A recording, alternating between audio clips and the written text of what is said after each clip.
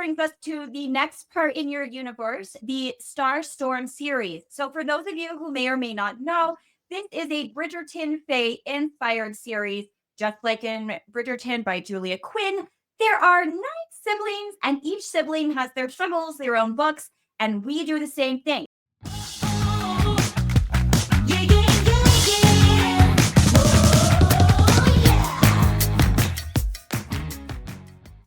Starting with all the chaos of constellations. Let's just take a moment to talk about how gorgeous this cover is. It's purple, it has holographic, stars and moons on it. It's so pretty. And Novalise is Daphne. 1000% is Daphne. I know that there have been some people who have said, oh, well, maybe she could have stuck up for herself a little bit more. I'm an oldest daughter. Oldest daughter.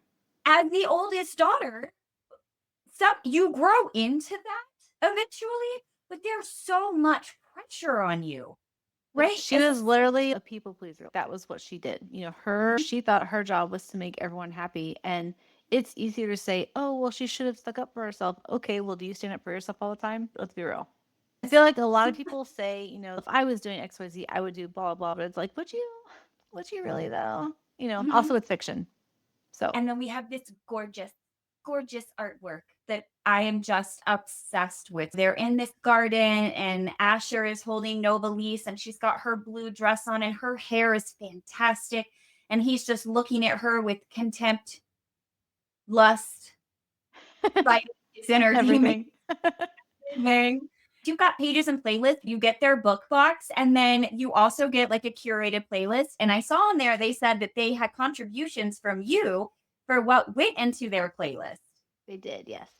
Which is really, really cool. It comes with a signed book plate, so you guys can go check them out. They are still for sale at pagesandplaylist.com, but I can get behind this sentiment. I also make playlists for books that I read. And then the Book Cove edition of all the chaos of constellations. I missed this not once, but twice, even with the resale. And if you go online, I found one being resold on eBay for $150. What? Ridiculous. People are dedicated. So your fans want to know, what does Kirsten mean? Darling. But I just assumed it was a term of endearment. You don't find out the meaning of all the chaos of constellations, but you find out the meaning in all the sacrifice of shadows. Let's talk about some of our favorite quotes from this. And so here's Asher, and he's really upset.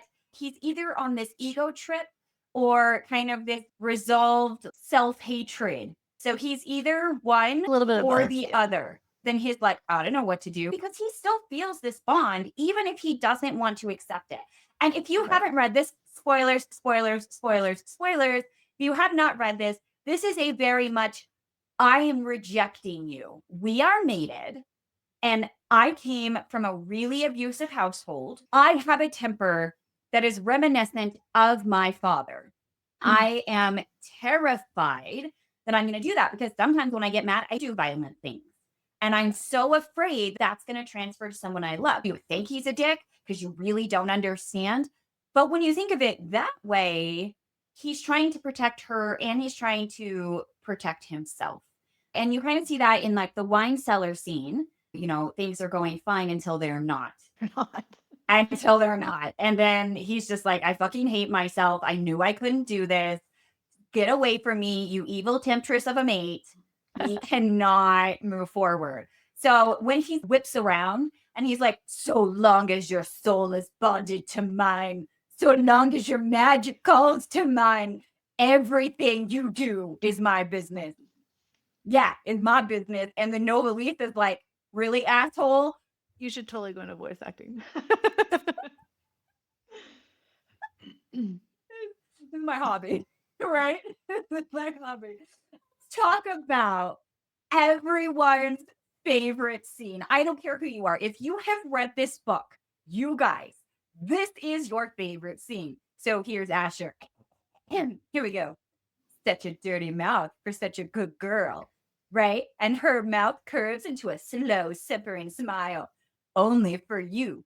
And then she steps down to get on her knees to do the things, right? And he's like, oh my God, stop. And she's like, I'm not stopping. And he was like, no, like, stop right now. This is a video. 3 things you should know about Novalise. And I'm going to tell you what, I don't remember the first 2 things, but the third one was always fell off of a cliff giving a blowie. And then, can we talk about my favorite part of this? Just to kind of back it up for the readers. We know that Asher, Lord Firebane, is rejecting this mate because he's trying to protect her. And then here comes Drew popping on. He's like, little Peter Cottontail coming on the dragon, whatever. And he comes in and he's like, hey, girl, you want to make him jealous? Never gonna work. Like, it's never gonna work. And he's, have you seen me? I drive a dragon. I ride a dragon. I drive a dragon. Okay. Oh, it works. He convinces her brother to sign the contract of marriage. And then, of course, there's this scene, Act 3 breakup, if you will, that comes through. So here she is. And her brother's, no, that's your own fucking fault for lying. I can't help you now. I signed the contract. So here they are going to the wedding. And she said, nope. All the nope, and goes to yeet herself out the window. She's like the sheep side. Yeah, she's like doing the whole runaway bride thing. Yeah, she throws him over. What? And I cannot stress this enough. The fuck are you doing? I know that I have the characters in my mind, but when I read that scene, I went back to Bridgerton. Anthony saying some shit like that to Daphne, right? I could imagine her dangling over. I mean, with his sideburns and all the bullshit, like, yeah. What are you doing? One of my favorite scenes to write. And not only that, then you came out with the news this year that there's an audio book by the lovely Zara Johnson and Aaron Wood. So do you want to tell us a little bit about that? Yeah, so that was exciting. I negotiated the rights for the Starstorm books on my own. Tantor actually bought the rights to all 8 books for when they're released. I was sitting in the waiting room of the OR because my oldest was currently undergoing spinal fusion surgery. When I got the email saying, "Hey, we'd like to buy all the rights to your books," and I was like, "Oh, okay." So that was like a little spark of joy in what was otherwise a very stressful time. I got to pick my narrators, and I love Zura. We're actually on a friend basis. And I'm hoping to see if I can get her to narrate Lore of the Wicked Wood also, because they bought the rights for that too. So we'll see. So because of the whole abusive relationship sort of situation, how do you think that resonated with readers? I'm not sure. It seems like a lot of them didn't realize it. Realize that right away. And not that I've ever been in that situation, but I could understand somebody who had been going through that, and For sure. his dad was the abuser, and then he murdered his dad. He hired Drake to take his dad out. So, you know, the evil person gets their vengeance. I'm not promoting murder, okay, you guys? Like, let's be so fucking for real right now. But what I am saying is that I could see it, okay? Yeah. I could see it. Also fiction. Still fiction. I feel like that scene, there are a lot of people that deal with those kinds of situations, but I feel like it's not highlighted enough, usually as from like a child's perspective. Usually it's like a spouse, right? Or a mom, but never a grown child. Fair. Next, we're going to go into all the sacrifice of shadows with my man, Drake. So let's just talk about this for a minute. People were fucking pissed that Novalise did not end up with Drake. It was so obvious. Drake did not have a POV in book 1. I was actually so mad at readers for being so angry about it when he was very clearly not the male main character that I almost killed Drake off, and I wasn't going to write him in any more books because readers were being so nasty about it. I think it's because you wrote him so deliciously that they couldn't help themselves. And you've set him up so great for book 2. I'm so glad you did not murder him. Other fans are glad, because you guys know what is amazing about all the sacrifice of shadows? It's just about top 100 in folklore. It has done better than any of your books. It's number 106. And that's actually climbing because when I checked it 2 weeks ago, it was at 114. Stays pretty high up. You are flirting the line with top 100. And I just think that's incredible. Thank you. Also think that you should be prepared for a lot of smut in this book compared to your normal books. You'll literally start chapter 1 and she's, oh, Drake, are you going to hide in the shadows? I'm going to show you what you're missing by ignoring me. I came here because my brother said Novalise gets married and fuck Kreslin. So I was just a sacrificial rainbow lamb eaten by the dragon. Yeah. Okay, I got here. I didn't ask to be here, but I'm hot as fuck and you're hot as fuck and we're together forever. So why don't we fuck? That's how chapter 1 starts. Chapter 1 starts. I also get a lot of hate for people saying that their relationship is too toxic. And I feel like I need to remind readers that he's a legitimate villain. He doesn't have a redemption arc. He's not a good guy. He is a bad guy through and through. It doesn't change. Sorry, not sorry. Like you wanted his book. Here it is. He's not going to become a golden retriever or anything. It's just not how it works. In Chaos of Constellations, you're like, oh my God, he's this good guy, right? Maybe he's the anti-hero, and he's not, because he goes back and talks to Asher and was like, I will fuck your world up. I will blackmail the shit out of you. I won't care that you're in love with her. And if I fuck up her world, I still don't care, even if I'm under contract. I have no allegiance to anyone. To me, given that in Chaos, that wasn't surprising. Yeah. Because that's just who he is. But this artwork, oh my God, drop of creativity. You are a freaking goddess. I am so obsessed with the way that turned out. And if you say to yourself, what? I've never heard of Sacrifice of Shadows. Let's talk about why you should watch it. Wet shirts.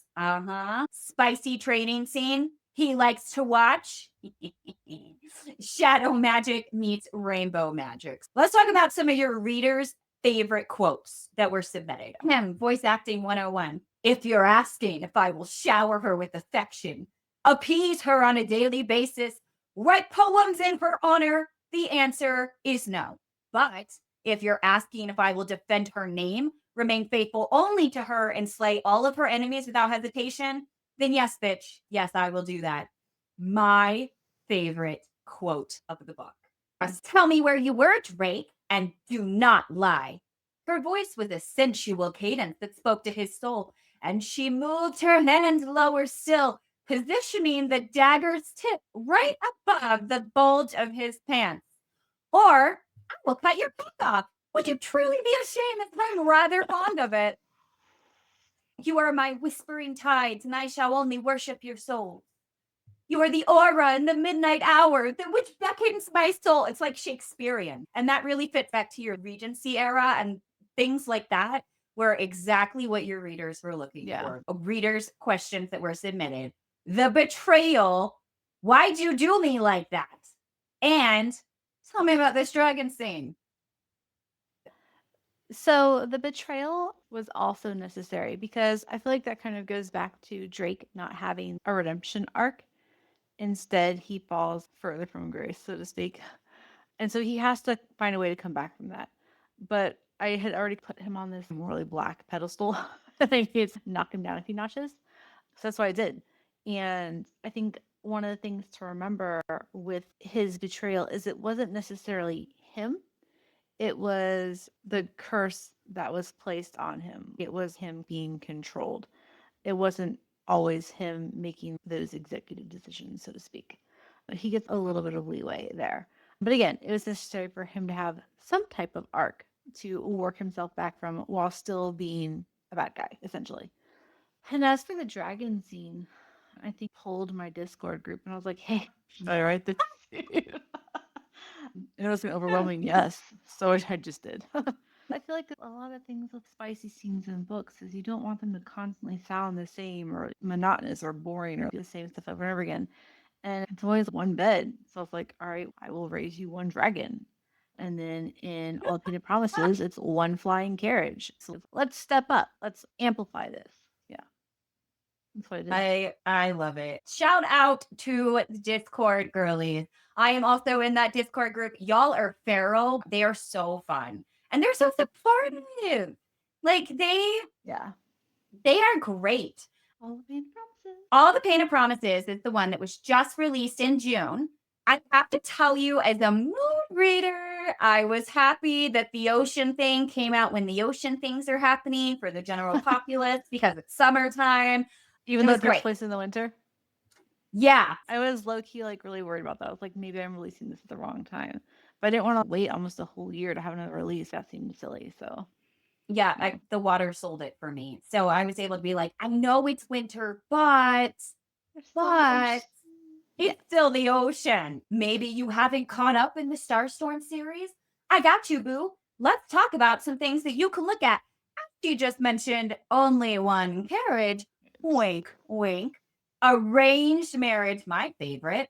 10 things I hate about you coded. I want you to want me. That's literally all I think about anytime I see that. And this artwork is done by Sapphira Holzkin. The ocean vibes. This is why I can look at those vibes. Look at them. And that's by Gabs Gabix. Fun name, by the way. Love that.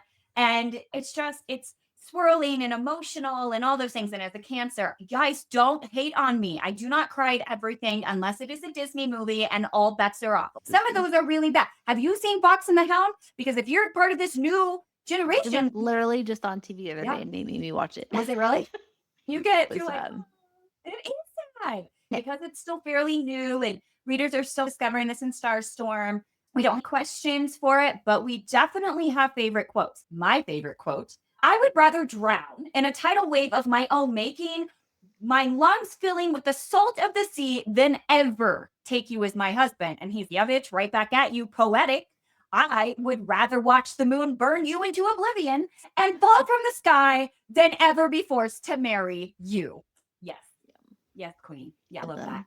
And then, of course, we go into our flowery romance regency. You are an ocean made of fire, and my soul burns for you. I would gladly drown in your tumultuous sea of emotions if it meant you were only ever mine. And I will forever in this life and every life thereafter love only you. Aw, cute. I love that one. This is like my second favorite quote.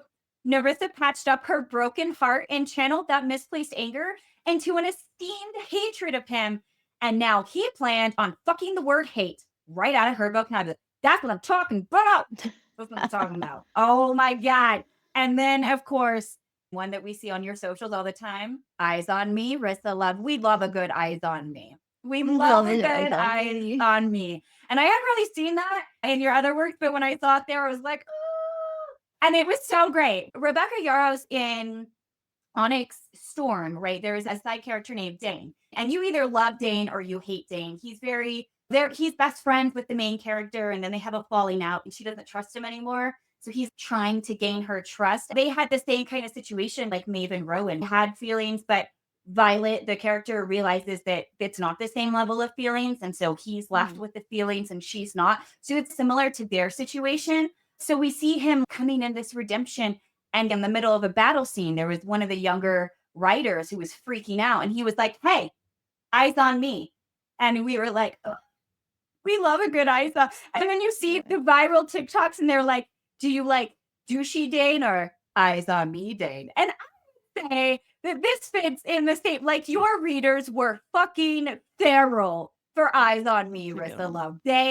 Only an act of fate would be enough to pry me from between your legs. There were some good lines in that one. There are some good lines. Is there anything that you think you'd want readers to know about All the Pain of Promises since it's newer that maybe they don't know, or anything along those lines?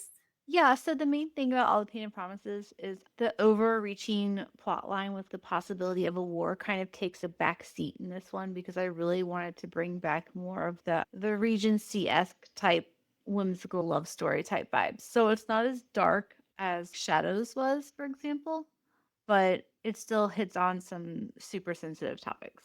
So check your content warning. If you want to hear more content like this, please like, follow, subscribe, and share. We're available on YouTube, or you can visit our website, moodlitlounge.com. Stay lit, y'all.